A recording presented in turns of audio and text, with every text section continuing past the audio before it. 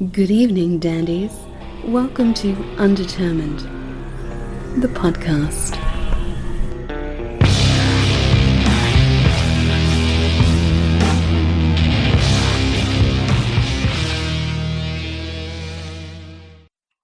Is my mic input level hot enough? Sounds good to me. You're always hot. Am I hot enough? Hot McGrew. Welcome, guys. Thanks for having us again. Hey. We've had you both on separately, Yeah, but not together. that's right. Chris bailed last time. I forget why, but I was having technical difficulties. was that what it was? Was that it? I think so. I can't remember. I think I sat there and listened to the whole interview. Yeah, that's right. Yeah. And every now and then, you'd like make a little message or something. Yeah, I recall You'd that. text us something. Yeah. Well, we're trying a different service for this one this time. We'll see if it works better. Sounds good so far. But yeah, to introduce who we're talking to again, you guys want to introduce yourself? No. Okay. That's never fun. Well, we have Dimitri Mavra and Chris McGrew from Dungeon Weed. Yeah. Chris has been on the show a couple of times before, covering Seal Party and Stories About Griddle, other bands he's been in the Bay Area. Dimitri was on with the drop of the first record, Mind Palace of the Mushroom God. Yeah. Yeah. About a year ago. And yeah, we could always set the clock when you've been on by that. Try to get it right by the record drop, but there was just another release, March the 3rd on Thursday. Yeah. The Eye of the Icosahedron is, it's a really killer double album. Right. Double album. Yeah. We decided to go for it. Wow. I'm not going to even try and pronounce half the stuff on it. It's impressive, though. Right. Yeah. Thanks. Somebody said they liked it because each song sounded like a Dungeons and Dragons spell of some kind. Right. Nice. Yeah, it definitely, I think, people have asked me, like, why a double album right now? Because this is a long journey. You can't just do this in a short run. Right. This story took a little time to unfold. And there's all these moments that vibe is being set. Right. That's what's happening. It's like there's not like instrumental event for a while sometimes, and then you're ready to be hammered. No, it's all a very epic vibe anyway, in my opinion. So I think that makes sense that it would be a double. It's funny, actually. I mean, it is double, but that's only 79 minutes. That's still like bands in the 90s were putting out CDs all the time with, that much material on it. Right. That's true. I'm sure like a Jane's Addiction album probably had 27 songs or something. Right. Back in those days. You remember when every now and then, like, the band's record was too long for a CD, so you'd get like a bonus track if you bought the cassette? Oh, man. That was a very small window of time, though. Yeah. No, but I think it's funny, too, just in this age, it's like Doom is one of the only like little subsets or micro niches where you'd be able to get people excited about a double album. I think it's funny for that reason, too. These people want this to be a double album, our fans. Right. Right. Well, and I'm sure having to just kind of continue the concept from the first record and, the storied nature of it, and Dimitri bring up Dungeons and Dragons, and I knew the word icosahedron just from 20-sided dice. Is that where it comes from? Reference? Yeah, well, it's a 20-sided polygon, but obviously that's a D20, Yeah. So I spotted that. Mm-hmm. Yeah. Some people I don't think got that, which I was kind of surprised that it just seemed like that was going to be really obvious reference. But oh yeah, super. I think maybe you're overestimating how many of the Doom fans actually played Dungeons and Dragons. I don't know. Or know a lot of geometry. Yeah. Right. Yeah, but there's like the picture of it on the album cover, I mean, it's... Oh, that's true. Yeah.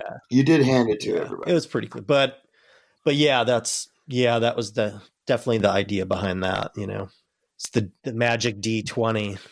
Mm-hmm. Yeah.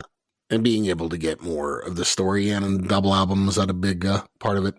Yeah, I don't know. I mean, the story is kind of flexible, so I could make it longer or shorter. You know, if I needed it longer, I just kind of added another chapter or whatever. Mm-hmm. Oh, okay. Yeah, so that wasn't it really. It's just I don't know. It seemed like it was doing one album was just so short. Yeah, it's like I could write it so quickly. I was like, well, that's no fun, you know. And I want to get some other, you know, throw some of those little quieter things on there. Yeah, I like those moments where it gets languid and breathes for a minute. Mm-hmm. You know, I think that adds a lot to the overall impact. Yeah, it makes the album more of a soundscape. Yeah, Rama did a great job. We got to give him a shout out. For sure. Yeah. So you brought in some other blood on keys. Yeah. So this guy, Synth Lord Rama, as we like to call him, Mm-hmm. he's a guy I was in a band with back in college, and we were actually roommates and started this band where we were like kind of co-leaders and both wrote songs and stuff. Uh-huh. So then we hadn't collaborated on anything, you know, since the mid 90s. Oh, wow. But, you know, we're still friends. Right. So he was like, hey, I want to do some Dungeon Weed. I was like, okay, you know, great. Mm-hmm. So after a while, I was like, oh, that was a few months ago. I'd get back to him. I was like, hey, you still want to do that Dungeon Weed? I was like, oh, yeah, that'd be fun. Yeah. It's like, okay, well, it's a double album now. He's like, oh, man. It turned out to be so much work. You could have led with that. Yeah, this epic thing. But he was cool. He had some great ideas, and he's like a real composer. So I wanted him to help bring that cinematic vibe to it a little bit. He does a lot of work in film composition anyway, so it just was natural. You know, he's been doing that for many years. Yeah, and so a lot of the like kind of interludes and stuff with the various synth work is, you know, what he was contributing to it and helping it turn into like each of the four sides is kind of like a movement, and it's actually they're all tied together. You know, each song flows into the next one. Yeah, totally. So, you know, there's really just like these four movements in the album. So he, you know, helped make that happen, make that those connections and that architecture. Yeah, he did it in such a way that you almost don't notice the thematic thing going on until you step back from it. No. Yeah, I was just thinking, I'm like, wow, it really does kind of have a cinematic feel to it, and I hadn't really processed that. Mm-hmm. He's not heavy-handed with it because he's a pro. He does this all the time, so he knows what to do. Mm-hmm. I was really impressed by how good it sounded. Yeah. And all the more reason, too, kids, to go to Bandcamp and purchase the CD, at least for now, because you'll get that continual play that you won't get with your, streaming for free crap. That's true. That was kind of a tough choice to make, you know, in terms of the mastering, because, you know, on vinyl or a cassette or a CD, it can play straight through every song. Right. No problem. But you can also mark where the songs, you know, more or less start. So on the CD, you can press next song. It'll go to the next song, right? Mm-hmm. But on streaming, it's impossible to get it to play seamlessly through. Right. There's always this like little gap as it switches to the next song. Yeah. This is an issue that I've been trying to deal with on this release that I'm working on with Seal Party, because the whole first side A of our record is continuous. Mm-hmm. Much like a totally different way than what we did on the Dungeon Weed thing here. But I'm thinking we're just going to release a version on Bandcamp that you can only get on Bandcamp. That's a 20-minute file. Just like one long track. One long file. Yeah. Yeah, that makes sense. I think that's the way to preserve your artistic voice. And I think people that are really into it are going to want to come and hear what you really wanted to do rather than the chopped up version. Right. Yeah. If I was you, I would do it where you make individual songs somehow out of them. Yeah. For streaming consumption. We are going to do that too. Yeah. Yeah. Both are going to happen for sure. Yeah. Yeah. Because our songs are so different, you know, it'd be hard to draw new fans with a 20-minute file. Yeah. but it'll be good for the people who like it, you know. Right. If you like this, listen to it as it was intended. Yeah. So one of the things with the, the uninterrupted song transitions is, I was like, if we can do this on vinyl, then that's how I want to do that. Yeah.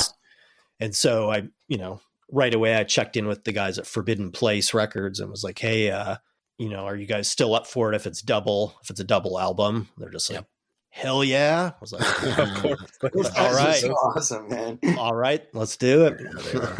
Hi, Tony. Hi, Kale. It's nice when you can write, the whole thing knowing that it's going to get put out on vinyl, Yeah. So I wouldn't have done it that way if we weren't going to do it on vinyl for sure. No, it needs to be on vinyl. I agree. Yeah.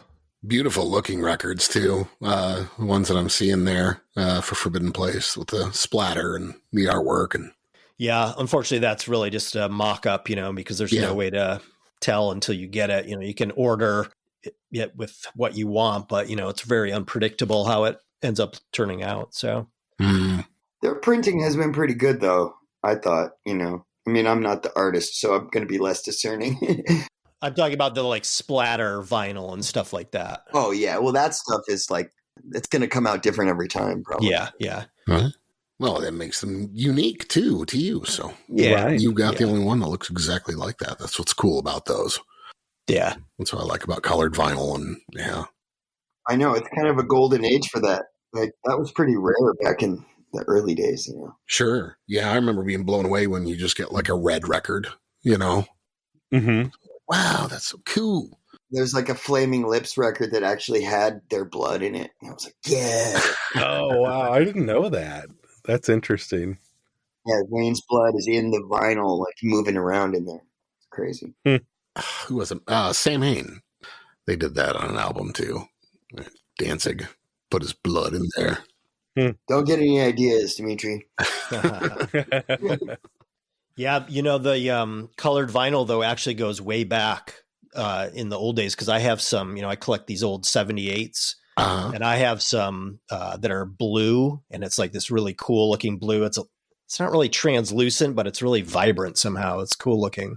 And then even in the 40s, they were doing the splatter. Oh, were they? Yeah. Wow. And then again in the 60s, I have some 45 RPM, 7-inch singles from Ethiopia. Same deal. Crazy splatter. Wow. All these different kind of psychedelic colors. I didn't even know that. Yeah. How do they sound? Fine. Yeah. I do think the colored vinyl is worse sound quality. Yeah. Yeah. People say that about picture discs too. Oh, is that true? I don't even know. Mm-hmm. They say the more colors, the worse. Yeah. That's what I hear. Because it just changes as it goes across different material. I don't know. I believe that has something to do with it. Just not as consistent in, its thickness and texture and everything else like that when you start putting in different dyes. And yeah, I guess that makes sense. Mm-hmm. Yeah, I like it. I don't know. I think it's pretty cool looking. There's plenty of black ones out there already, so might as well spice things up a bit. Yeah. I agree, especially for this project, Yeah, it's you take the record out of the sleeve and it's, just contributes to the... Well, it's a piece of art. Yeah. And I thought it was really cool that, we're kind of always putting out these gatefold covers that have Dave's amazing art on the inside. And then, and this reissue of the first album, they on our suggestion, they added Dungeon Weed rolling papers in there. Yep. Yeah. So you could open it up and you're ready to roll your joint right there like we did in high school. Yeah. Good to go. Yeah, I looked for those on merch. I didn't see you guys selling them separately or anything. No, they were only for the picture disc. They just got enough made to match the run. Crazy. Well, your run did really well on that with that first record. Mm-hmm. Yeah, I think so. The first edition sold out, but I think there still are some of the picture discs left. But yeah, it was great. Yeah.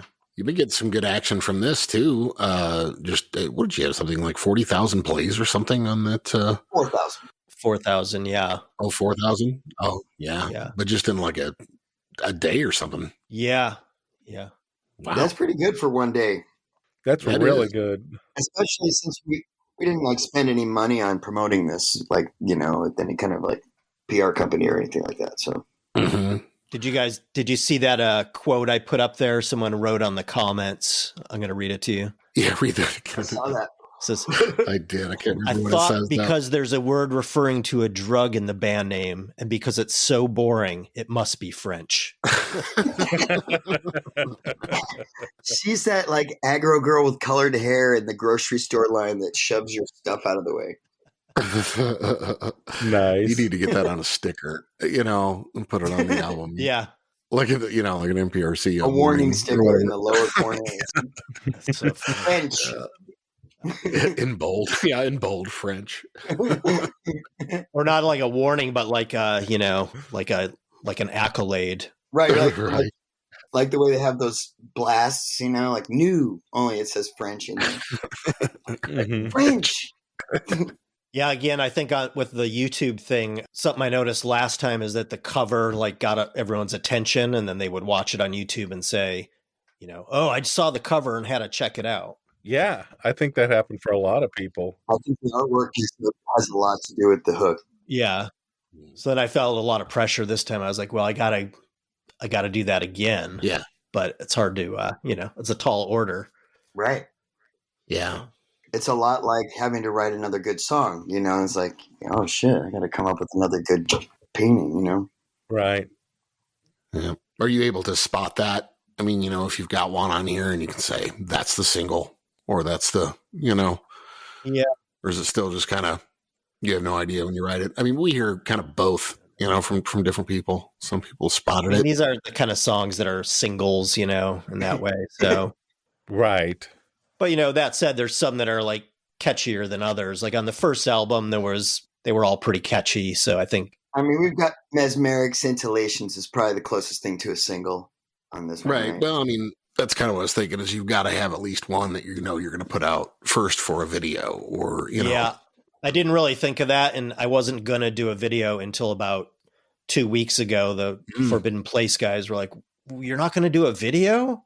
And I was kind of like, oh, all right, I guess I should do a video. You got skills, man. No shit. Because I do that for my work is make, graphics. So that's why I didn't really want to do it, because I'm already doing that all the time anyway. You killed it though, man. It looked so awesome. Then I did it, but the thing was I couldn't find any of the songs, none of them were suitable really. Because they were either too long, like it's hard to make a video for like a 7-minute song, it's a lot of stuff to generate. Right. Yeah. And so I'm trying to get the shortest one, but it's got to be one that, kind of draws people in and, it's got to be heavy. And that was kind of a challenge. Yeah. One thing I will say is that every time I play this for people at the studio, any of these tracks, across the board, everybody has immediately liked it. Like, just like with the artwork, it's just, for some reason, it has wide appeal. And, there's a guy in a studio downstairs from me, this guy, Drew, and, he's bringing all these hip hop artists through, and a lot of these hip hop artists are saying that they want to sample it and stuff. They want Really? Yeah. And he was like, Drew pulled me aside. He said, let me tell you something. He said, when a bunch of black people like some rock shit, it's about to blow up. Is that his experience? He's like, it's about to blow up. Well, we hope that's true. I mean, but think about it. It's true. It's like there is a crossover point there. Yeah. Well, when music's just good music, it transcends things, transcends things like race when music is just good music. But yeah, I agree with that, especially in the first album. It's like it's one that I'll pull out all the time to people. They haven't heard it. Oh, yeah. You're Dungeon Mood yet? Yeah. Huh. It gets me cool points every time. Yeah. Oh, you don't even have to like play it. Just show them the cover and you're, oh, wow, wait, I want to know more. Yeah. Yeah. Yeah. Why do you think people outside of the heavy scene, what would appeal to them about it? I don't know. A lot of the people that I introduce it to already like Doom and Sludge and stuff like that. But they're also, eclectic listeners. They listen to a lot. I notice people are grooving to it. It's like you've managed to take some sort of you've maintained a steady groove vibe to it that isn't there in all this stuff that I've heard, you know? Yeah. There's an accessibility to it. There is. There's a, you know, you can bob your head to it and it's steady enough that you're not like, Right. I was kind of thinking it was because they have more like hooks in them. Yeah. That could be. Yeah. There are a lot of fucking hooks in there. Yeah. They're like more catchy, you know, they sound like Doom, but they're, you know, just kind of hooky choruses or whatever. That is true. Yeah, absolutely. Which I wasn't setting out to do that in any way, but it just kind of came out that way. Yeah, some Doom can get too formulaic. Well, I could tell you as the guy who has to put drums on top of these things when they come to me as just guitar, there's nothing formulaic about this shit. Yeah. We just recorded the third record, actually. Oh, yeah? This last weekend. It's put the drums down on that. Yeah. Yeah, on Eye of the Icosahedron, though, it's much more complex, I think, than the first album because there's songs in 9/4, another one's in 7/8, another one's in 7/4. Yeah. There's a lot more musical complexity going on. Complexity, yeah. So Chris had more work cut out for him this time, I would say. Yeah, it was definitely, it took a little longer, but you know, we've got Liam. We should give Liam a shout out too. That's a good time to mention Liam, actually. He's started out as a studio assistant, and he's now kind of, I got to have him every time I'm tracking drums. Oh, right on. He's become really, really good. He's a super talented guy. He's like 21 years old, really even keel, very smart. It might be fun to just talk about the process of how we did the album, because that's Liam's. That's where he comes into play, and that's a good segue into talking about the process. It's kind of interesting because it's, you know, it's a pretty unique way to make an album, and this is also where Chris shines because he makes it happen, basically. Mm. Well, yeah, and just little background. This kind of all started as just kind of a whim for you, Dimitri, right? Well, really, it was Chris. I don't know. He would have to explain how he got the idea to get a hold of me or whatever. But you know, after a month of being shut down, he was just like, "Hey, you got any riffs? I'm just sitting here with nothing to do." Right, and it was just the riffs that you just kind of thought, I'll put them aside, but really didn't have any plans for. Yeah, I mean, I had actually written the entire album in 2018, so that was like 2 years earlier. I don't even remember, right? I do stuff like that all the time, you know, and so it was just something I had sitting there, you know. It's called Dungeon Weed, and it had the 6 songs. So I said, yeah, sure, I got some, you know, Dungeon Weed. And Chris is like, oh, yeah, Dungeon Weed. Like, great, let's roll. And, you know, we had already worked together. Dave came to me and said, hey, let's work together on some stuff. And I helped him do some tracking and recording for Skunk, old albums. And so I was really excited, you know, to get to play together with him on his, because I love what he does. Yeah. And it was just perfect. Just like Dungeon Weed. Yeah. And at the time I was trying to make sure that I went to the studio every single day because we were in this, you know, pretty much still in lockdown mode. But I was trying to figure out how I was going to generate enough work at the studio to pay the rent. Right. Yeah. And I just did it by doing remote recording, you know, so I would just go to the studio and, you know, Liam and I would go through all the tracks that we'd been sent and knock them out one by one. And we did like 200 or so, somewhere around 200 like individual tracks that people sent us because we offered a stupid low price. But Chris, would you say that Dungeon Weed was the trial for that? Wasn't that like the first one we did? You did? Maybe. It was early on. You know, it was because I was just trying to get it rolling, and I had just put out an ad like, you know, $100 a song, which is like about a third of what you might pay, really, you know? Wow. Yeah. Or at least, you know, at least half. Yeah, it was just time to do some shit. I couldn't just sit at home and do nothing and watch my studio go away. I was like, I have to get in there and fight for it a little bit. So, yeah, I mean, it was cool. Kind I needed to just be playing too. I couldn't just sit at home. Right. So then I sent him one of the riffs, and he laid down some drums and stuff and sent it back to me. And I checked out. I was like, that sounds cool. Yeah, thanks, man. And that, I don't know. I can't remember what I was doing. I was involved in some other project. I just wasn't like thinking about it really. And as far as I was concerned, that was it. We were done with it. Mm-hmm. But Chris was like, hey, aren't we going to do some more of that? I was like, well, I'm kind of doing this other thing, and I don't have time to. He's like, oh, come on. I was like, all right, you're right. All right, let's do it. So then I sent him all the rest of the tracks, and we actually got going for real, but it was a good thing because I was just being lazy probably. I don't know if I'd call you lazy. You do have a lot going on. Yeah, it sounds like it.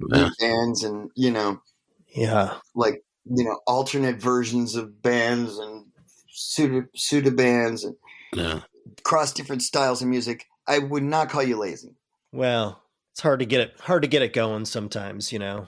It's hard to know also what to get excited about. We kind of have some choice in what we're going to jump in on. Mm-hmm. I don't know. You can't go throwing your shoulder at everything. Right. So when we started this thing, I feel like we were just kind of sorting out the tech a little bit, or you guys were. I wasn't doing any of it, but so I would send files that Chris could open up in Pro Tools, and it had like various basic tracks. And then what we would do is they have a service which he can talk about, so I can hear, studio quality audio on my end from my, remotely. Mm-hmm. Yeah. So we send a link out from this plugin that we put up in Pro Tools, and you can adjust some settings that determine how much latency is involved. We usually send it out at like half a second. Right. So it's pretty much real time. Mm-hmm. So you can play back and they're hearing what's coming right out of the mixer. Uh-huh. Is this a Jack Trip?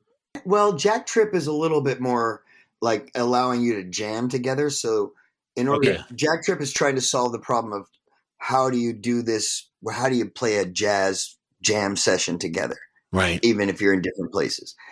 This isn't quite that complex. It's called Audio Mover. Mm-hmm. Yeah, because I wasn't playing. I was just listening. And yeah, he's just getting a playback. So it only has to go one way. I've already done all the tracks at this point. Oh, Yeah. So you're just listening while he's that makes I sense. do it all to a temp track. And we should point out that he sends us, a little chart, and we go over it a little bit. And then, Liam is going to engineer. Now, Liam and I have gotten all the drum sounds dialed in together. Uh-huh. Mostly I'm choosing which preamps and how to set up the mic array and drum tuning and everything. And then Liam is a drummer too. So he'll go in and play, and I'll get all the settings right in the control room. Uh-huh. And then I'll go back and play, fine tune, and he'll fine tune as well based on how I'm hitting and everything like that. And so we kind of together, we shape a drum sound that's as close to a finished drum sound as possible. Hmm. In the beginning, I'd say we weren't really achieving that, but even in the beginning, it was pretty fast, the process of getting to that point and then getting through these complex arrangements. Uh-huh. Yeah, so I would just dial in, and he would set up his iPhone video right next to the drum set. Okay. So I'm watching him play it and hearing him in studio quality audio. Hmm. And then after each take, he just stops and talks to the camera, and we discuss, like, well, on this part, why don't you try doing this instead? Or like, oh, that ending was perfect, leave it. So, it's like it's almost like I'm virtually there. I'm just like dialing it in from my headquarters. It was surprisingly efficient. That works great. Yeah. Yeah. And then, and we've got Liam in there, and he can see the waveform on the tracks Dave sent, and he's got markers that he's put down, and he's kind of helping me out. He's almost like conducting a little bit. Yeah, kind of, because there are long stretches where I'm not really going to just count, it's not orchestral music where I'm going to count 32 bars of rest and then come in with my two notes, Right. it would take a while to learn all that and to do it. And I'm just not really like, to chart it out would take more time than we spend tracking the whole thing. Right. It's not worth it. Yeah. So we just go through and we play along. And then as the thing's coming up, Liam counts me in, you know, and I kind of have an idea of what I'm going to do when the transition happens. And, you know, sometimes we have to stop and punch in to get things right and passages here and there. Mm. But it goes pretty fast. You know, like this last record, we spent on average about an hour a song. Right on. Wow. Yeah, that's pretty impressive for everything that's going on. So that's like 16 hours spread out over like about 6 months. Now. Yeah. Just knock them out. Yeah. Yeah, exactly. I think it might have been a little more than that, maybe. No, the double album took more. I'm saying that the third record that we just did. Oh yeah. That was really quicker. fast, but that was also those arrangements aren't quite as nutty. Let's even go faster. How many tracks on the third album? 8 tracks. It's gonna be it's simpler. It's not quite as grandiose as this new album. Mm-hmm. I like it though. It's gonna be good, but yeah, I like that's down the road. We got to get this one out there, and, right? in everybody's ears first, and by the time you get there, it'll be a triple. Yeah. no, that one's definitely done. But there may be a fourth one right after that. So who knows? Okay.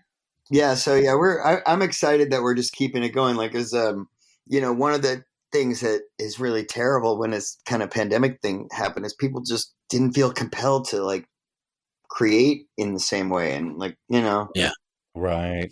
I just kind of, I don't know. That's the whole reason I do this. Yeah. So I'm not going to stop just because people are getting sick. Right. Any plans for anything live? Not yet. Chris is anxious to get on stage with it, but there's a lot of things we'd have to work out. I mean, we haven't ever even played any of these songs together. Huh. That was my next question. Yeah. Yeah, no, it would take some rehearsal for sure. And Liam's down to play bass, so it's you know, it's possible. Yeah. It's funny. I was Facebook messaging with a friend of mine who is a booker of a 500 cap Sacramento venue, and he heard the video. I sent it to him when the video came out, and he's like, "Oh, it's too bad. Moon Lord is playing tomorrow," but he loved it. So I have a feeling that we might be getting that call to go to Sacto. Nice. Yeah. Yeah, I don't know. I'm kind of disillusioned with the live performing thing. I played a bunch of gigs with my previous band Skunk, and then with my current band Slow Phase, which is a kind of power trio. Right. And it's just, it's just demoralizing. There's hard to get gigs. It's like people just don't go out to see live music that much. I mean, it's not a great time for live music. I hate to get back into it now with this thing when, it's already it's going good the way it is. It's like, don't want to mess with it too much. Yeah, I mean, I see it as going to be like when people ask us to come play, we'll put the show together. I don't know. We're not going to like necessarily hustle it too hard. Mm-hmm. So just writing the record in general, that wasn't part of the scheme anyway. Yeah, no, there wasn't any plan really, to be honest. The plan was to make some records. That was it. Just to do it. Right on. I mean, what a luxury, here's great drummer calls you up and says, I have a recording studio at my disposal. Wow. And not just any studio, Yeah. Yeah. A great recording studio. The legendary Hyde Street Always. Studios. So you guys are back open there, aren't you? Yeah, we've been keeping it alive over there. Yeah. Are you picking up with more people coming in? More? Yeah, actually, we're booked a month out right now up at Wally's Hideout. Oh, cool. Right on. People are like, what? You mean I can't just book tomorrow? Right. Yeah. Not spoiled. But yeah, no, it's been picking up, and all four of us are bringing in clients, and well, cool. Well, yeah, we've been continuing to upgrade things, and downstairs has been busy too in Studio A. So excellent. Yeah, it's been good, and we're in development on a documentary about the studio too. Oh, right on. Yeah, I was going to ask you about that. I mean, I saw a couple links on that when I look at because I follow the studio on Facebook. My friend Bradley He's been bugging me to do this. He's like, you got to tell the story. You got to do it. Uh-huh. And he brought in a producer who's gotten some documentaries actually made, like funded and stuff. Mm-hmm. That's the thing. And like, you can come up with an idea to do a nice documentary and maybe you could pull off the production end of it, but can you get it funded? Right. Do you know who could distribute it? So yeah. And I certainly wouldn't have taken on any kind of project like that if I didn't have the team member to pull that off. Right. But yeah, so he's brought in this guy, John Montoya, and I have some friends who are a really great director that I worked on a past project with, named Albert Lopez, and then the DP is my friend Roger Garner, who works for Friday's Films, and he makes commercials all the time. And so it was just like, well, shoot, we got this fucking team. Let's do this, Nice. Yeah, we're it's kind of coming together. Doesn't Roger produce Low Fidelity? Yeah, too? Yeah, That he is does. Yeah. Okay. He's the Low Fidelity producer, exactly. Yeah. That's a great show, by the way, guys. Oh, for sure. Former bandmate, still works with him all the time. Kevin Seal has a show, and Christopher Fortier. My brothers from Griddle. Yep, your brothers from Griddle have a cool, it's called Low Fidelity, the music game show. Check it out on Facebook. It's a lot of fun. Mm-hmm. I'm in there as often as I can be whenever they've got shows up. So yeah, that is fun. Yeah, that actually we did a live version of that for Pandora actually at it was at the electronic, what is that big conference in Vegas, the Consumer Electronics Show. And there was like this big we basically did a live game show and gave away these iPod shuffles as prizes to people. Nice. So you're trying to say you're a sellout? Yeah, that's what I'm hearing. Yeah, I was total sellout. I was just trying to get paid. In fact, my job was to go and recruit people to be contestants. Yeah. I played a shoe convention in Vegas one time. Actually, maybe you weren't on that gig. Were you with Mr. Lucky, Chris? Oh, it's possible. No, I remember the shoe convention, but I did play some Mr. Lucky gigs. It was like a hip shoe company, though. It wasn't like a shoe salesman. Of course. Some hipster thing. Mr. Lucky was involved, of course. I emceed like a food convention once. It was like all these retail food places, and what was really cool about it is like everybody had samples. Nice. So you just got to go around and eat all day, and people would like bring you, hey, mention me. Yeah. Okay, yeah. I'll have that yummy thing. Nice. Whatever you're offering me. Yeah, the shoe convention didn't quite go down like that, but you don't want samples at such a thing. No. It was debaucherous, though. I do remember that. Jesus. Yeah, I'm sure there were cocktails involved. Yep. How is the documentary coming along? Well, it's in development right now. We're putting together the list of people we need to talk to, and we've broken it up into 6 episodes. So we're planning to go deep, and but we're still in the development phase right now. So, but we're reaching out to people. Right on. Setting up interviews, putting the budget together, getting the funding. It's very early in the process. Nice. We need to send you like one of our stickers. You can put it in the studio. Oh, sure. Put it on the mail. There's a mailbox trash can next to the beer machine. Oh. I'll take it. Perfect. It's covered in stickers, so it'll be right at home. Yeah, it was 30 years ago this year. I recorded there at Hyde Street for the first time. Oh yeah. The band I was in with Rama, the synth player, the synth lord, that is. Synth lord. It's all coming back around. Yeah, so that was our band. We moved out from University of Michigan in Ann Arbor. Huh. The whole band moved out to San Francisco in '92, just like on a journey to play psychedelic rock music, Yeah. And so we got out here, and the first thing we did is played a bunch of gigs, got us some money, and went to Hyde Street. But we could only afford like a night session. So it was 11. It was supposed to be like 11 to 7. And so we got there and we spent the plan was to set up the whole band. It was a 7-piece band. Oh, wow. You know, had a horn player, keyboards, percussionist, all this stuff. So we were going to set up live in the studio with baffling and everything, and then record the whole album that way as fast as we could because we didn't have any money. Mm-hmm. Which is the best way to make that band's album anyway. But basically, by the time we did it, we did like 3 songs or something by the end of the session. And so we were so bummed out. And then the bass player was like, it's like, I'll put in money, you know, for an extra 4 hours if we can just like, you know, get stoned and go back in and just play our set through all the way Right. through. And so we did that and we went in. It was great. You know, Oh, that's cool. we just jammed it. Because you couldn't just leave it all perfectly set up. I know you couldn't. And we could only afford this one session. Yeah. Right. It was smart to put in a couple more bucks. Yeah, no, it was smart. So that was our big Hyde Street experience. A lot of legendary bands record there. Jesus. Oh, yeah. Big It was time. Yeah.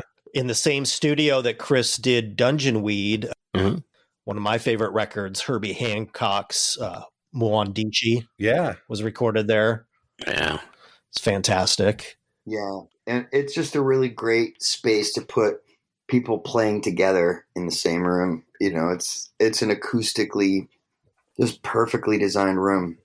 Yeah. I'm really lucky to be part of that place. Yeah. How'd the remodel go? Yeah, Matt and I are still waiting on our piece of carpet. Oh, no, the carpeting and flooring is in. It looks fantastic in there. Uh-huh. Yeah, we've been continuing to do little upgrades and additions to things. Yeah, you practically have to have IT expertise to run our studio now. Mm. Like if you lose connection to the local area network, you may not hear anything. Wow. Mm. It's kind of fucked. But I mean, it would have been way more expensive if we didn't use this like audio over Ethernet protocol for the headphones and everything. So Oh, yeah.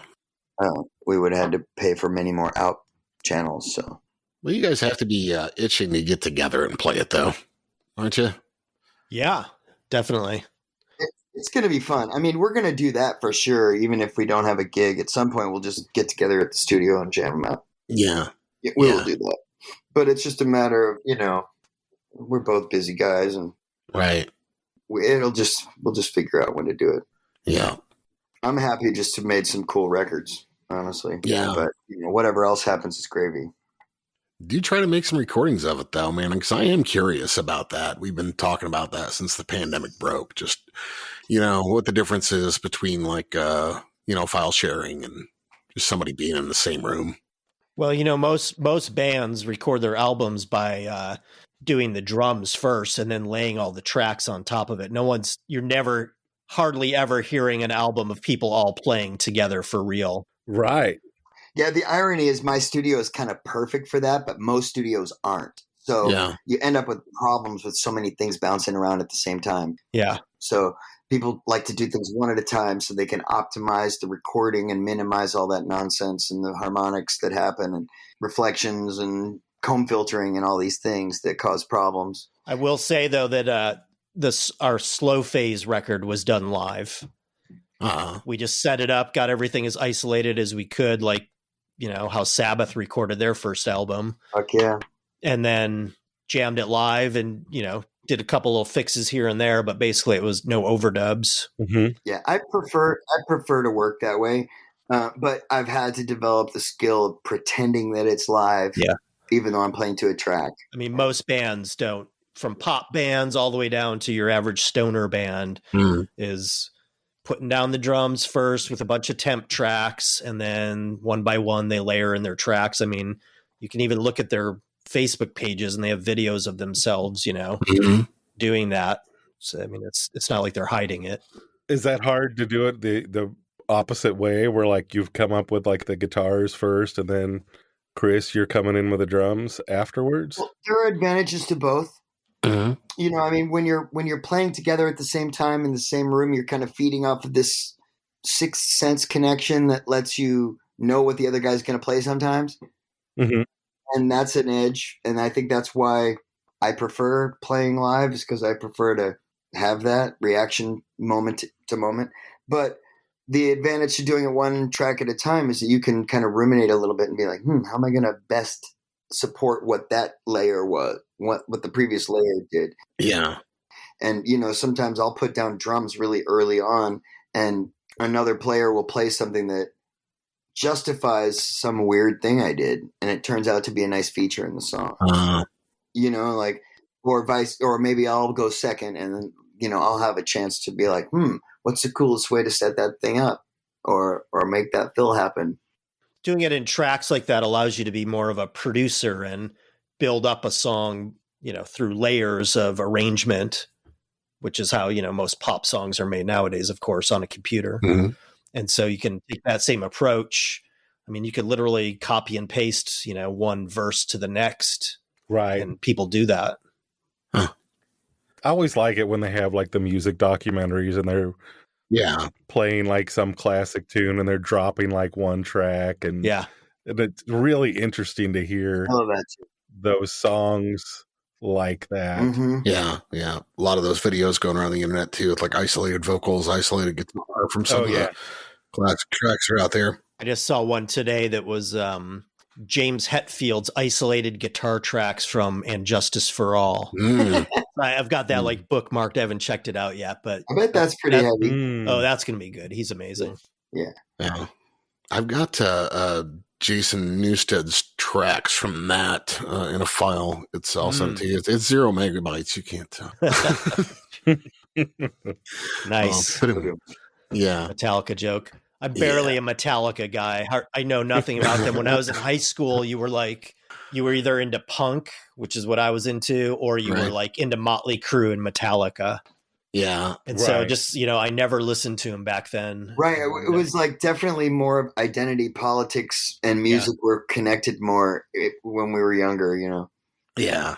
Now it's not you're not like violating the code if you play in two totally different bands, Yeah. Right. Yeah. We didn't have that much. Right. Unless you were like in small town USA, like our little town that we were, anybody that listened to something that wasn't, classic rock or, country, you kind of had to, if you're listening to The Cure or Metallica, you kind of hang out together. That's the closest you've got. I see. Yeah. You had to close ranks and interesting. All the freaks just hung out together. Yeah. Made for finding something. I mean, that's kind of how it is if you live in a big city too. Yeah. I grew up in Chicago and it was definitely still like that, Yeah. You still ran to your tribe. Right. And there weren't enough of us to have cliques, Yeah. All the metal, if like all the strict metalheads hung out together and then all the strict goth kids hung out together, it'd be like, there's two of them. Right. Yeah. Like, you're close enough.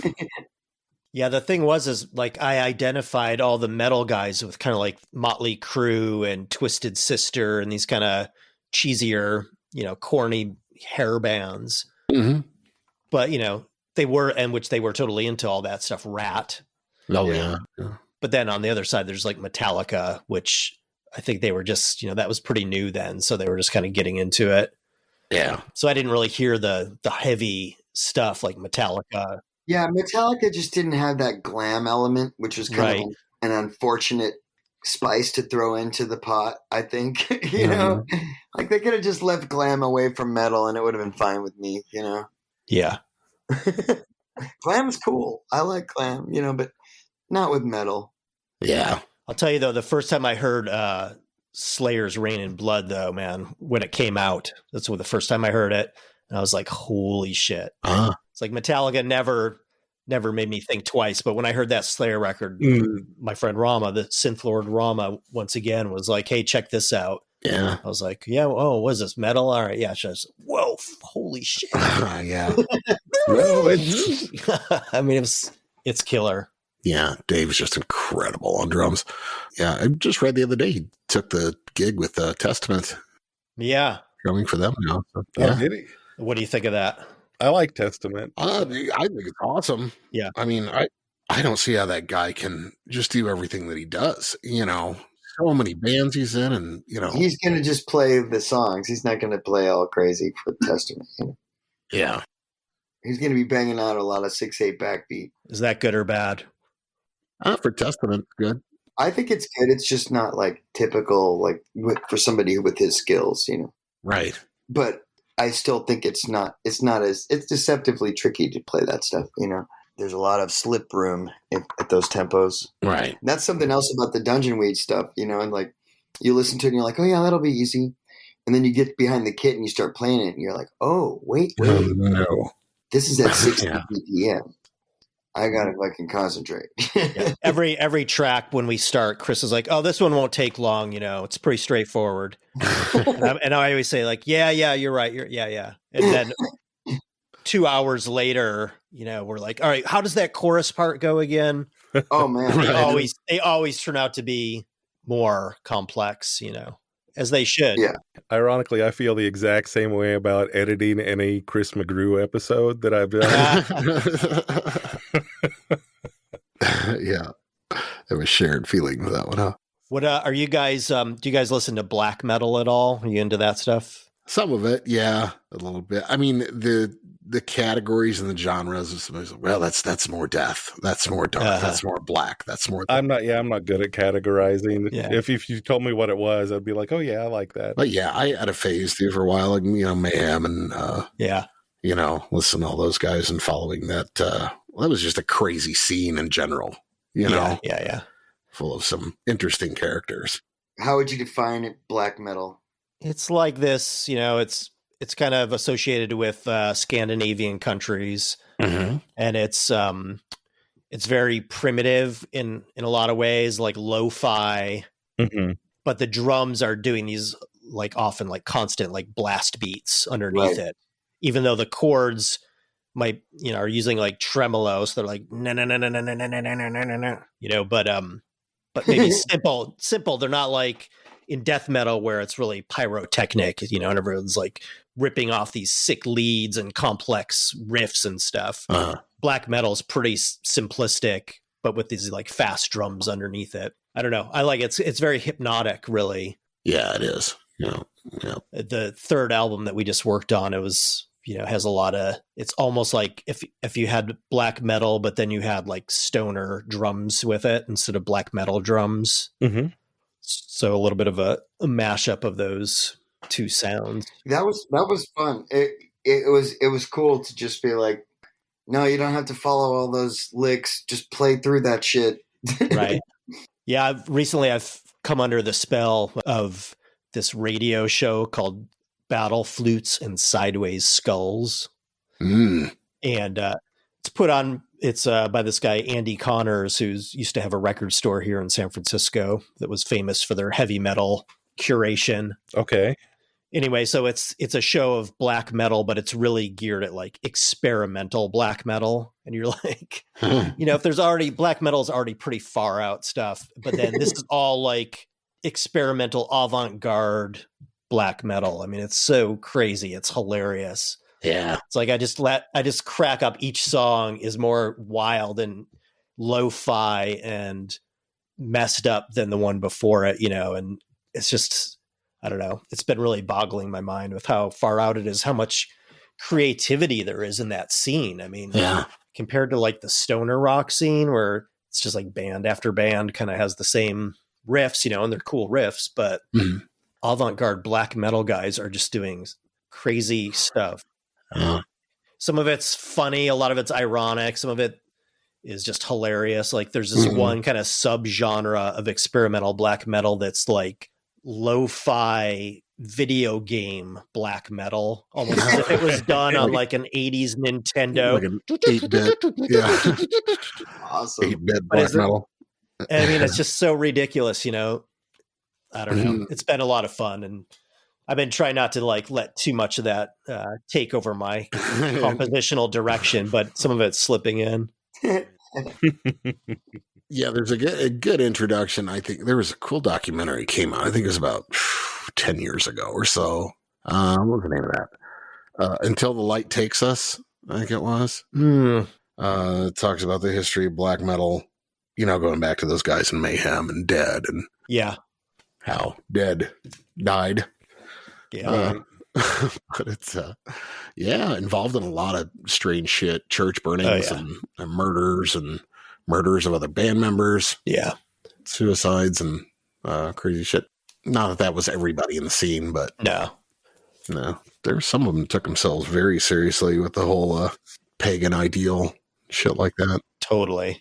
But the thing now that's interesting is it's like it's hard to take it seriously. Even the people that do it, there's no way you can take it seriously at this point. Mm-hmm. So it just has these levels or layers of irony involved with it. Right. Which just make it complex. Yeah, because it was so over the top serious before. So serious, yeah. And then you find yourself in the park holding a sword with somebody else wearing armor, and right, corpse paint. Yeah, you're like, what happened? One band I'm really, really like that's sort of proto black metal is Bathory. Mm-hmm. Under the sign of the Black Mark. Man, it's super cool. Proto black metal, crazy stuff. It's a good album. Yeah. The white supremacy too that snuck into some parts of that scene too is a little problematic. Totally. But on the other hand, there's also a strong contingent of bands that identify themselves as anti-fascist black metal. So right. Yeah. As much as there's also anti. So at least there's that part of it. A lot of other metal scenes, you don't see people speaking there's out no like counter right. to the fucking Yeah.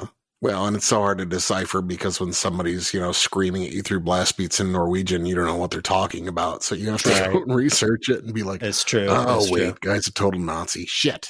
Damn it. God Yeah. damn it. Again. Yeah, I'm not going to buy that record, I That was guess. cool. Yeah.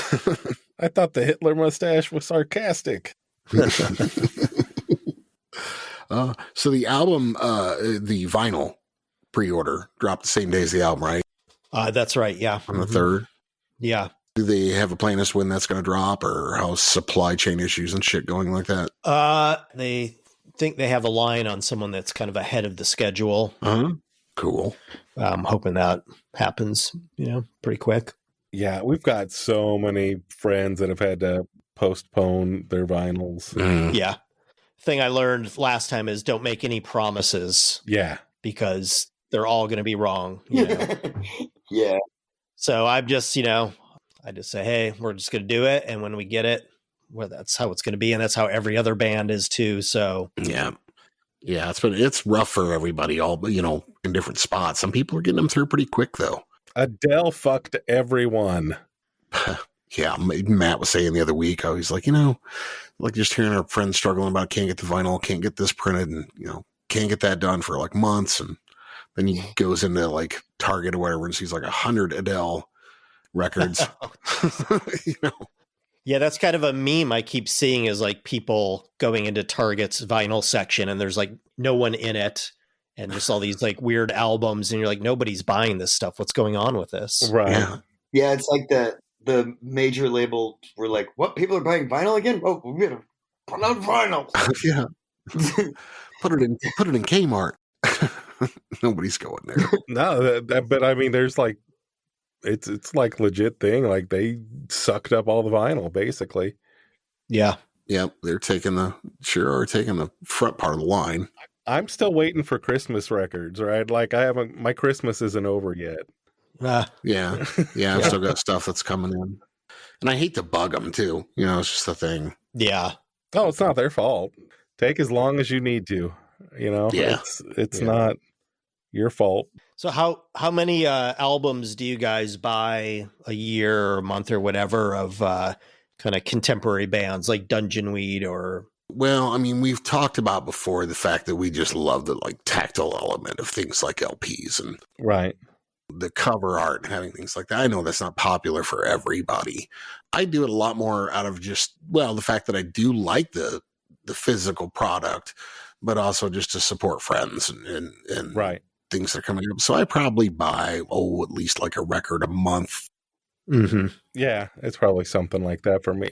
I'd love to do it like all the time, but that's... Yeah. Gets a little expensive. And how does that affect like the delay? How does that affect your choice? Like you're like, well, this month, I could do Dungeon Weed, but that's going to could be a year from now when I get that record, or I could do this other thing, which is already out now. Yeah, I'd be lying if I didn't say that's part of it, looking into, well, when am I ever going to get it? Yeah. But in a lot of cases, if it's, something I really enjoyed or something, it's like, I'll just say screw it, roll the dice and put it out there. Yeah. But yeah, it all kind of does depend on how excited I am about something. If I know I've got some record company or some distributor that's having a hard time and it's something I half-heartedly want, I'll buy the digital or I'll buy the CDs. Yeah. It's like a mini torture for me whenever I finally decide, okay, it's time to buy a record. Then I'm like, okay, fuck, which one do I want to buy? Because I always feel like, oh, I want to support all these people and I can't buy all their records. Yeah, I can't buy all their shit. No, certainly not. Yeah, it's kind of hard. So I always feel guilty. No matter what I buy, there's always like a little bit of guilt. Like, oh. Yeah. I was feeling more guilty, I'd say probably in like the first year, that we did the show. But now like 100 and, nearly 150 episodes or whatever we're at now. It's like so many, it's like people can't blame me, if I don't repost and reshare everything and buy every record, I'd be bankrupt.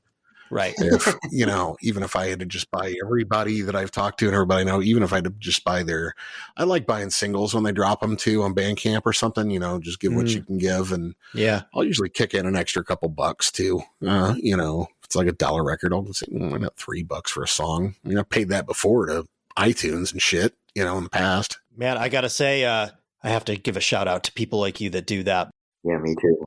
Because sometimes, like, just today, actually, someone bought a Dungeon Weed. It's $12 for the digital album. They sent me $25. Nice. I'm like, you know what? That guy, I don't need the $15 or whatever, but it's like, it's just really giving me respect, and I just appreciate that. Yeah. Yeah, I think people. It shows that people do want to support the musicians, and I think they recognize right now that we need it. Mm-hmm.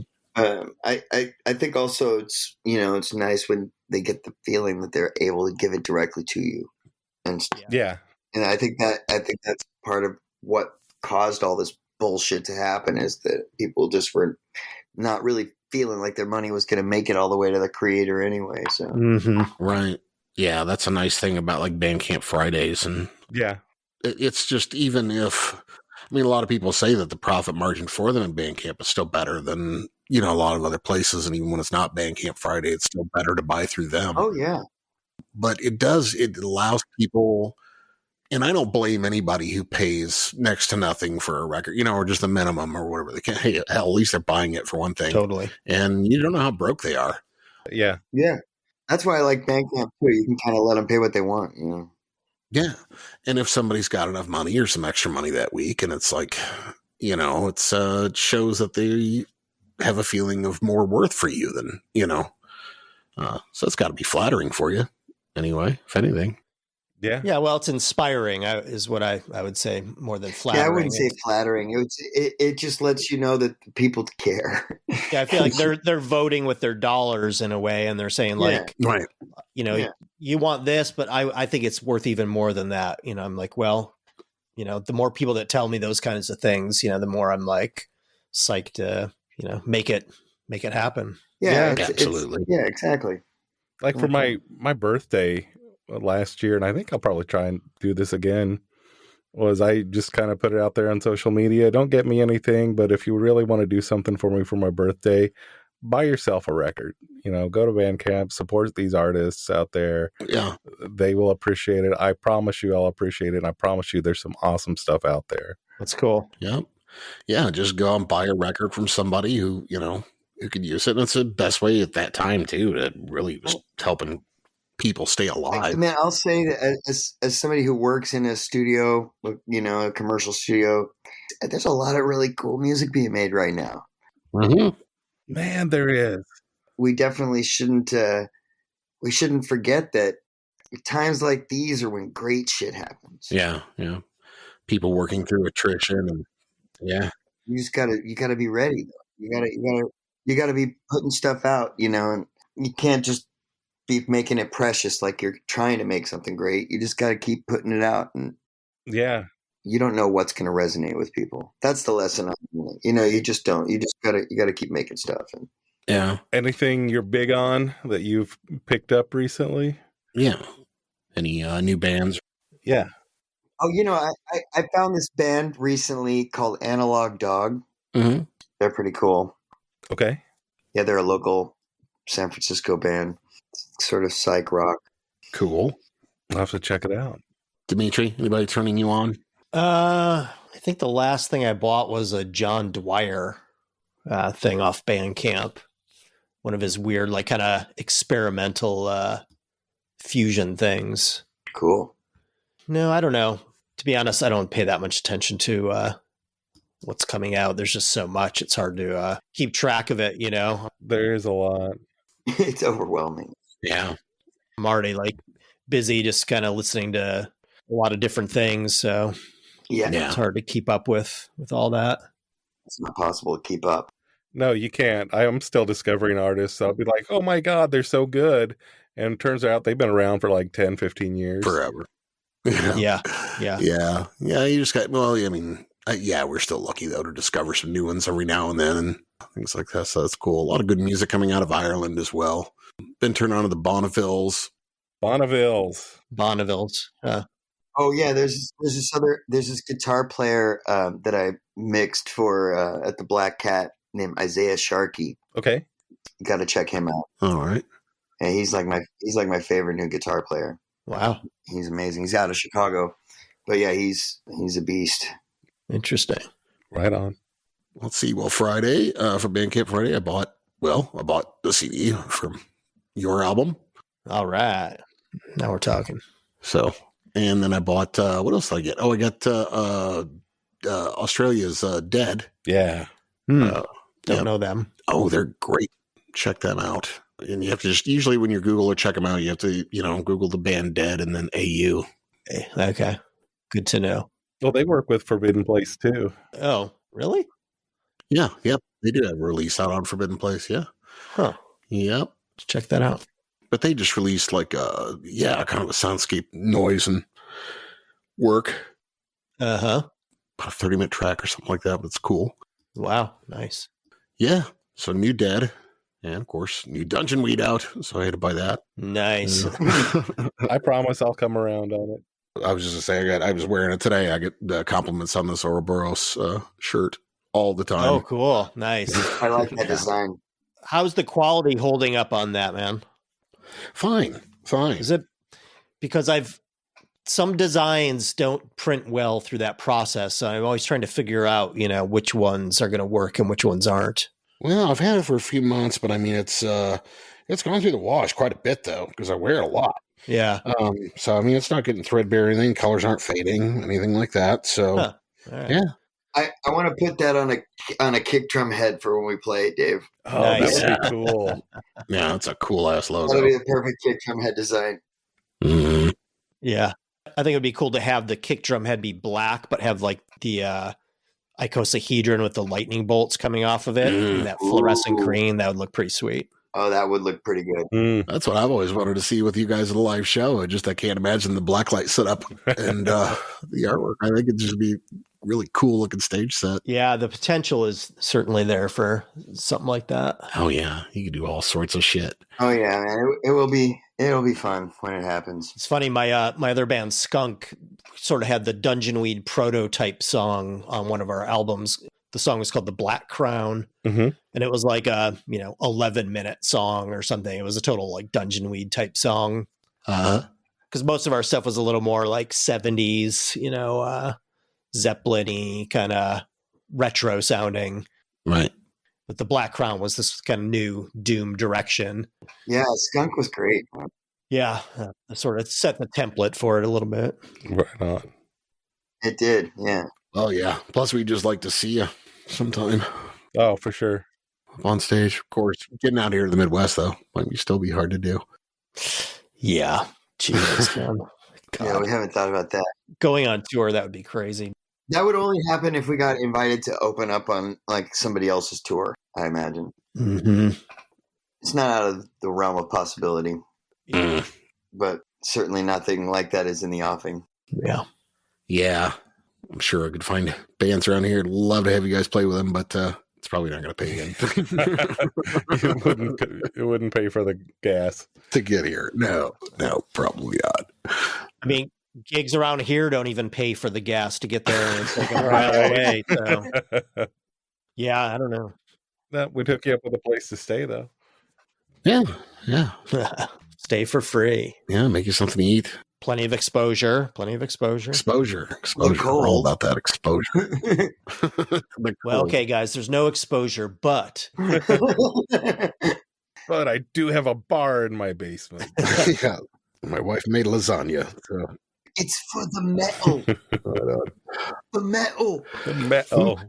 metal. Have you guys been getting a lot of bands coming around your way, or what's happening with that? Yeah, we have been. I haven't been out to a lot of shows. Well, one of the big problems with the podcast is like we get invited to a lot of shows and shows that come through. And we're recording. But then they're on weekends and we're recording and I can't be there. Yeah. I'm with somebody else. Yeah. And then weeknights, I've got to get to bed stupid early because I get up stupid early. So I can't hardly go during the week. But yeah, there's been some good shows coming around. Mm-hmm. Got some coming up, hopefully. Looking forward to seeing Electric Six next month. They're coming here to Como. Yeah. Yep. Dick Valentine's been on the show a couple of times. He's a really cool guy. Mm-hmm. So looking forward to that. But yeah, I'm trying to just catch up seeing a lot of local cats and yeah, I've got so many invites popping up like every day now.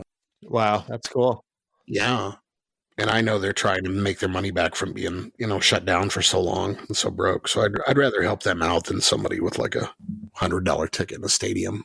Oh yeah. Yeah. Yeah, it's true. The small venues really are hanging on by a thread right now. They are.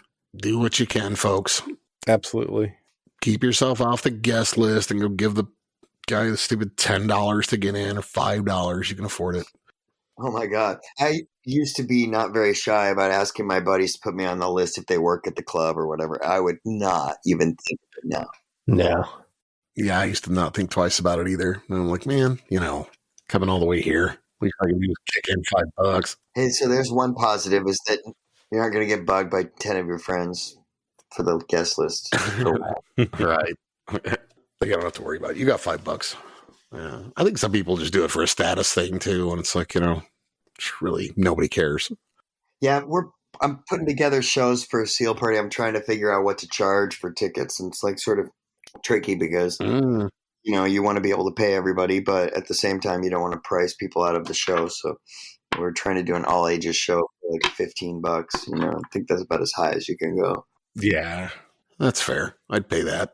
Think about what people pay to go to a movie. I mean, once you go past $15, it starts getting pricey, for people's minds, I think. Well, then you start thinking, but I won't be able to buy a drink. Yeah. Well, shit, man, if you're going there, you're paying like $7 for a craft beer or whatever nowadays. If you can't pay $5 per band or whatever, Right. Right. That's kind of exactly. It kind of has to be at least that. Yeah. But it's really, there's a lot of pressure on the club. There's pressure on whoever puts the show together. Yeah. Well, it's the same thing with like the albums and stuff, man. I mean, We've got the double album. It's like it was hard to work it out to get it down to $45 even. Yeah, I was kind of surprised at that, honestly. That's good for a double. Yeah. Yeah. I mean, I took a hit on that because I wanted more people to buy it. Mm-hmm. Same thinking, yeah. I'm less concerned about that money going in my pocket than the album going in someone else's collection. Yeah, I wouldn't have blinked an eye to have clicked on that link and seen $60. Yeah. Easily. Yeah, it wouldn't have surprised me a bit. I wouldn't have said that was too expensive either, especially for a double. Yeah, I want people to be able to get it though. Yeah. Yeah, I think when you get over $50, there's just certain price point truisms that are just sort of the same as like graphic design truisms. Yeah, you can break the rules once in a while, but for the most part, things work the certain way they do. And there's certain prices for certain things. You're going to lose customers if you go over. Yeah. It's also not about losing customers though. It's, it's just about that's something that's more important to me personally. Or you're just going to make it impossible for people to even consider it. Yeah. It's like I already have a job, I don't need that extra money really. So, yeah, I'd rather make it more accessible. Yeah, absolutely. That's a good deal. And I'm sure I'll get it on vinyl. Yeah, I'm planning on getting it at some point. Sure to double its value quickly. Oh, yeah, man. Your first one, man, what's it selling for? No idea, actually. I don't know. At one point, just for kicks, I went on eBay and did a search for it. Uh-huh. And there was a copy on eBay for the first record for $84. Wow. Yeah. Jesus. Hey, how big was the run? I think they were runs of 250. Yeah, that's still. I mean, it's not that much, but still hard to do it, actually. Wow, yeah. Even just around the studio, it was kind of a buzz. Like when you sell out a run, it doesn't really matter if it's a small run or a big run. Actually, it just means that you planned correctly and you don't have boxes of records sitting in a garage. Right. Right.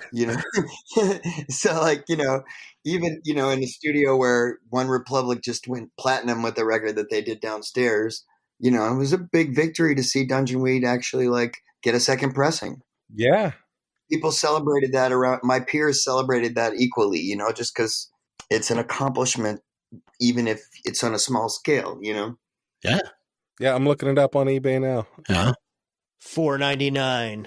$85, $10 shipping, or you can get there's 65 plus 17 shipping. There you go. Someone's got it for $150, but free shipping. Ooh. Let me do the math on that. Wow, man. Yeah, I mean, there is definitely a thing out there. My cousin for a while got into Discogs, and he created this whole record collection that was all like really valuable records and shit that he would go and find and seek out on there. Wow. And he got deep into it, and some of them are like short run pressings that are the valuable just because there aren't many of them. Yeah, I sort of feel like on this one we should just not do a second pressing. Yeah. Only just to make it more scarce and like collectible. Right. Sure. It's like, the first ones were cheap. You could get them for $45, but right. Now they're like Bitcoins. Yeah, our version of NFT of an NFT is literally to just only make 200. I remember Kevin telling me that about. I think I bought Clemty Favela. Oh yeah.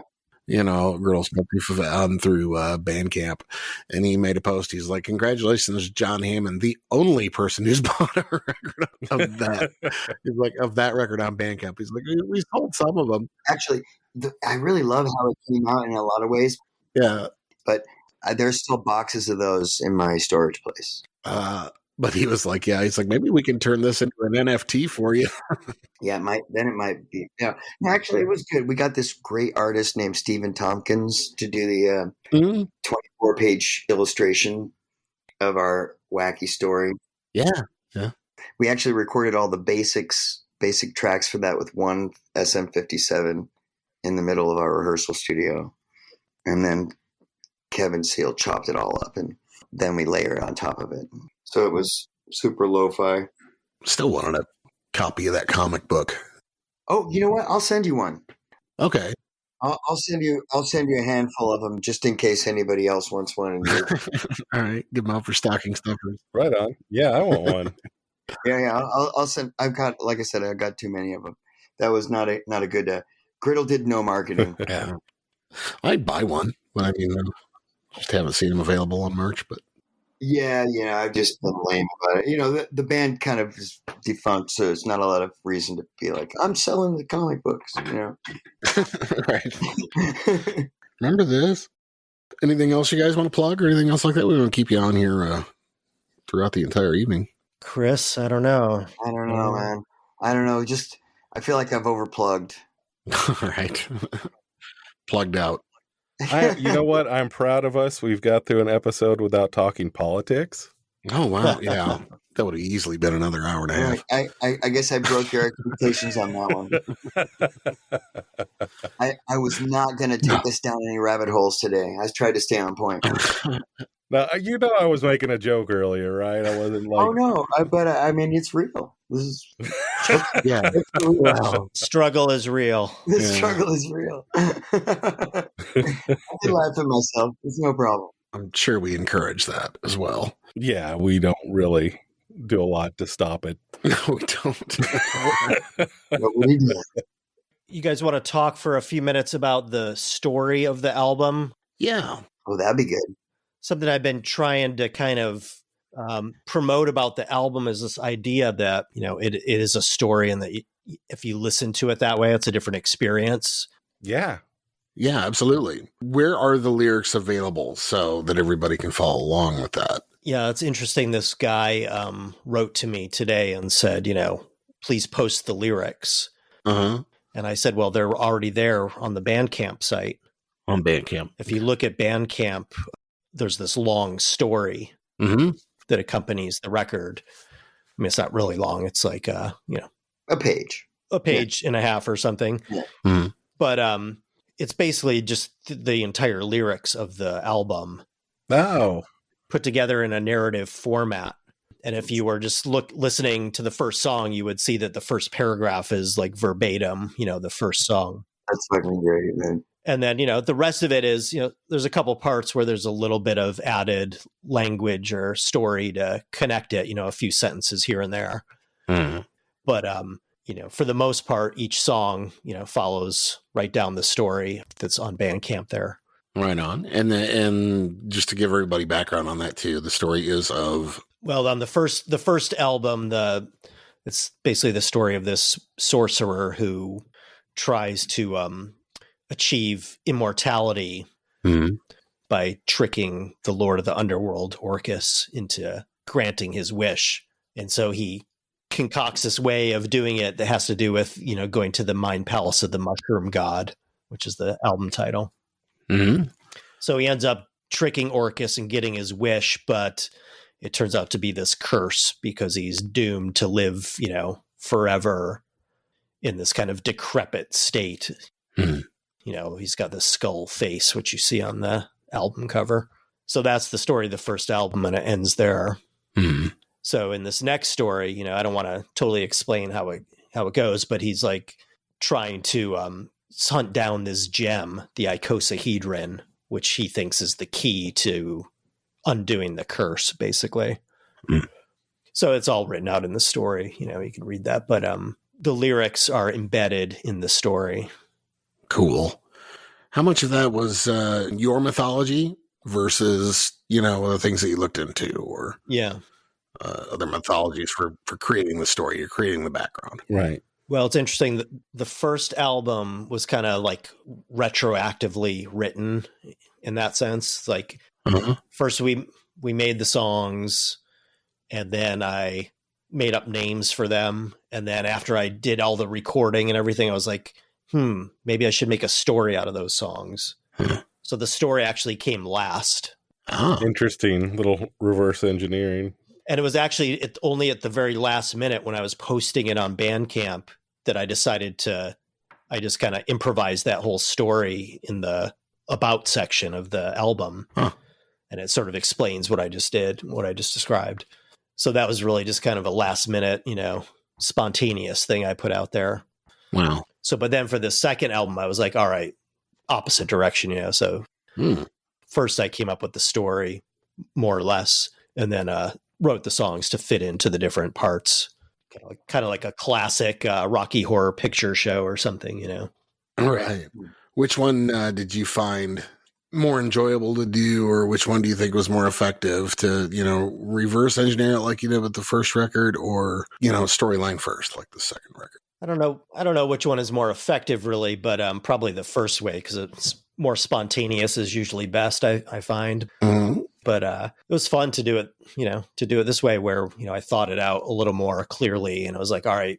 I mean, I kind of had the idea pretty quickly what I wanted to do, how the story's going to progress. Uh-huh. And then it was kind of filling in the blanks. And so that was fun. That was a different process. Yeah, that's interesting to me. I would have thought for sure that with the first album it was the story first before it was anything. Yeah, no. I was reading a lot of this guy named Clark Ashton Smith. Have you heard of him? I don't think so. I'm not familiar. No. He's pretty obscure, but he's a contemporary and a friend of H.P. Lovecraft. Oh, okay. Heard of him. Lovecraft was on the East Coast. Clark Ashton Smith lived in California. Huh. And this is in like the 20s, 30s, and 40s they're writing. So he wrote mostly short stories, and they're kind of like Lovecraft, a little bit, except they have more of a fantasy angle to them. There's like these necromancers and all this stuff. I mean, they're totally wild, and he uses all these complicated words.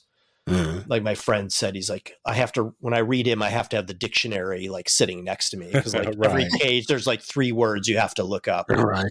And they're all killer words, like colliginous and stuff like this. Mm-hmm.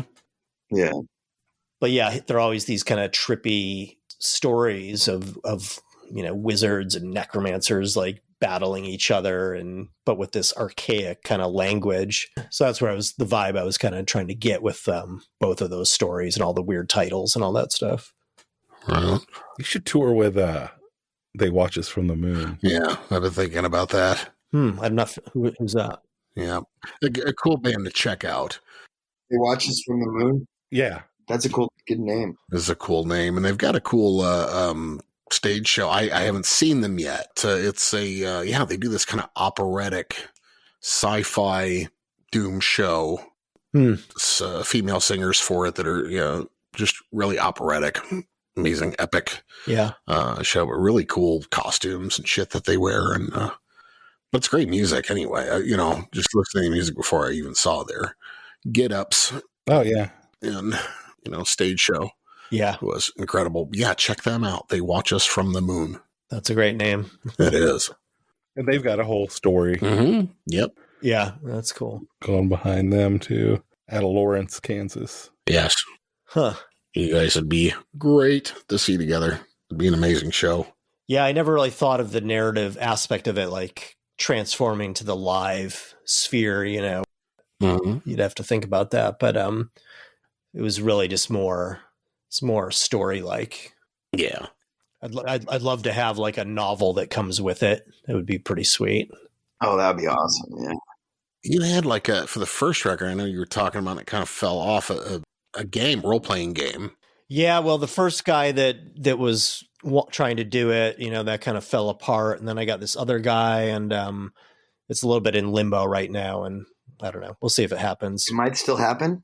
Oh, yeah. It might. That'd be cool. I'd kind of given up, but I think it's a pretty amazing idea. I'd kind of forgotten you'd mentioned that, but yeah, that would be really cool. I'd love to have it. Are you guys active role-playing RPG guys or what?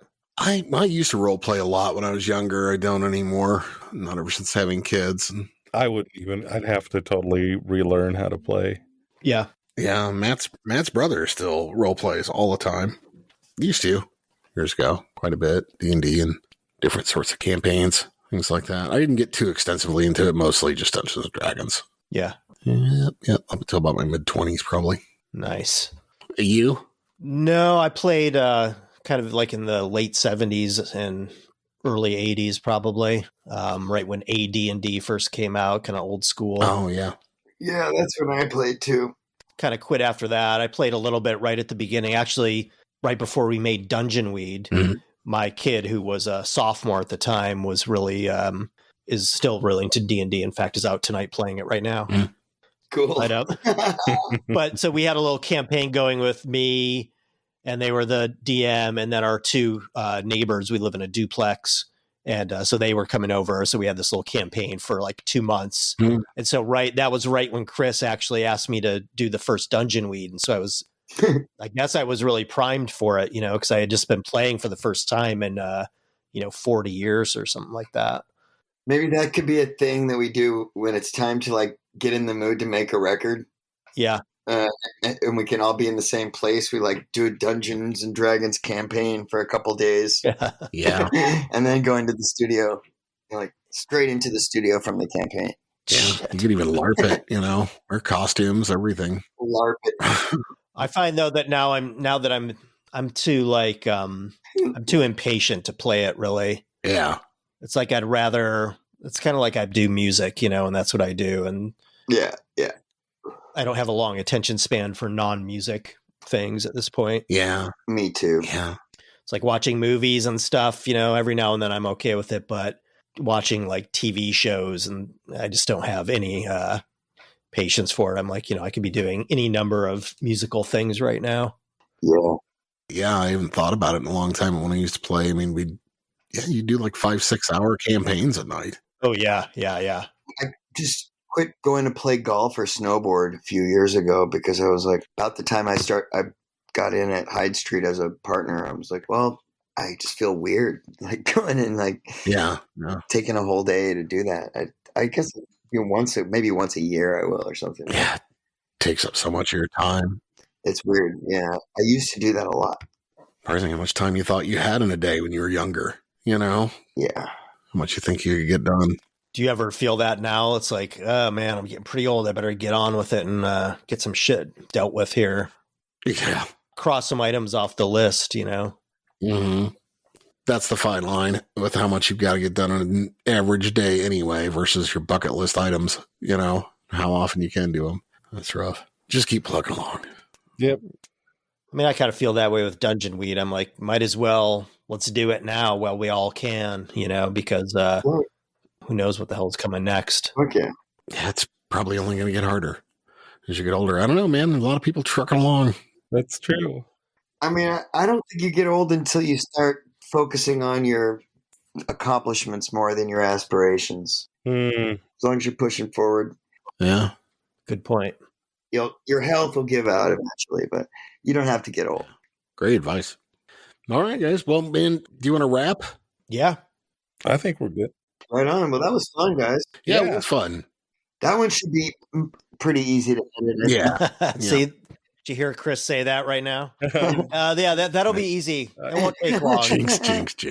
I've totally been jinxed. Yeah. You guys, this one will be easy. This one will go pretty quick, I think. You did good.